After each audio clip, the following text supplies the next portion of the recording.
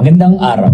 Sa panahon ngayon na halos lahat ay digital, pati pag-utang na rin ay mabilis. Pero tandaan, hindi lahat ng mabilis ay ligtas. Kaya ngayon, tatalakayin natin ang online loan app scam, kung paano ito gumagana at paano ito iniiwasan. At paalala, think before you click. Huwag magpapaloko. Ano ba to? Kailangan ko talaga ng pera.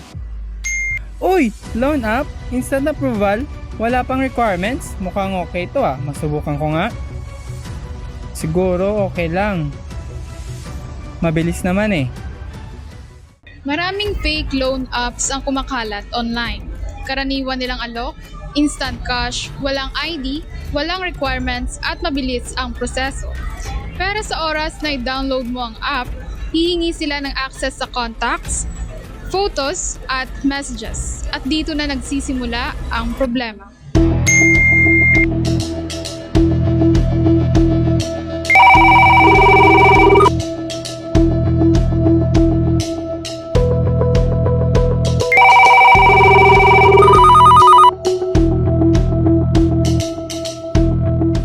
Bayaran mo ng utang mo.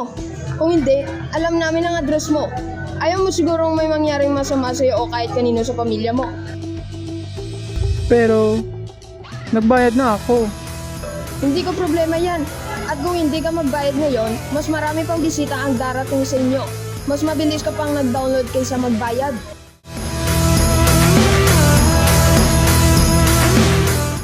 Ganyan gumalaw ang mga scammer. Una, kukunin nila ang data mo.